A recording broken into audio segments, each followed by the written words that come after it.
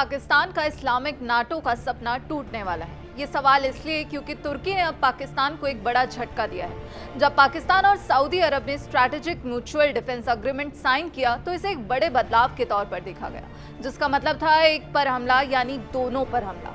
पाकिस्तान की कोशिशें इसे इस्लामिक देशों का नाटो बनाने की थी और उम्मीद थी कि तुर्की भी जल्द ही इसमें शामिल होगा। लेकिन अब तुर्की के विदेश मंत्री के एक बयान ने पाकिस्तान की उम्मीदों पर पानी फेर दिया है। तुर्की के विदेश मंत्री हाकान फिदान ने अल जजीरा को दिए एक इंटरव्यू में कुछ ऐसा कह दिया है जिससे अब पाकिस्तान की नींद उड़ जाएगी। जब हाकान फिदान से सऊदी पाकिस्तान डिफेंस पैक्ट में तुर्की की भागीदारी पर सवाल पूछा गया तो उन्होंने बहुत साफ शब्दों में कहा, न तुर्की का न अरब का, हमें किसी का वर्चस्व नहीं चाहिए। क्षेत्रीय देश जिम्मेदारी के साथ एक साथ आ रहे हैं। आप देखिए, यूरोपीय संघ ने जीरो से शुरू कर आज तक खुद को एक साथ रखा हुआ है। हम ऐसा क्यों नहीं कर सकते हैं? तुर्की कोई नया गुट नहीं बनाना चाहता। ऐसे समूह में किसी का एकाधिकार नहीं होना चाहिए, बल्कि समझौता ज्यादा सर्वव्यापी होना चाहिए। क्षेत्रीय देशों को अपनी सुरक्षा की जिम्मेदारी खुद उठानी चाहिए और इसे बाहरी ताकतों के हाथों में नहीं छोड़ना चाहिए।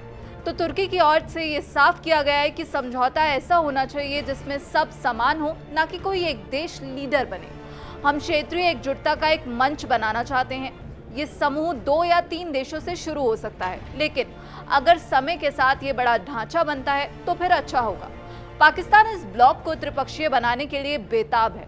हालांकि पाकिस्तान ने पहले ही साफ कर दिया है कि इस गठबंधन में किसी भी तीसरे देश की एंट्री पाकिस्तान और सऊदी अरब की आपसी सहमति से ही होगी। हाल ही में ये खबरें आई थी कि तुर्की इस डिफेंस पैक्ट में शामिल होने के बेहद करीब है। ब्लूमबर्ग की रिपोर्ट में ये दावा किया गया था कि बातचीत जो है वो अंतिम चरण में है, लेकिन अब तुर्की के ताज़ा बयान से ऐसा लगता है कि तुर्की फिलहाल इस्लामिक नाटो में शामिल होने के मूड में नहीं है। तो क्या पाकिस्तान का इस्लामिक नाटो बनाने का ख्वाब सिर्फ एक कागजी योजना बनकर रह जाएगा? क्योंकि तुर्की की नो डोमिनेशन पॉलिसी क्या सऊदी और पाकिस्तान को मंजूर होगी? ये देखना दिलचस्प होगा। इस पूरे मामले पर आपकी क्या राय है? और तुर्की की तरफ से जो पाकिस्तान को एक बड़ा झटका दिया गया है, जिसमें तुर्की ने सीधे तौर पर यह कहा है कि वो किसी भी ऐसे गुट का हिस्सा नहीं बनना चाहता।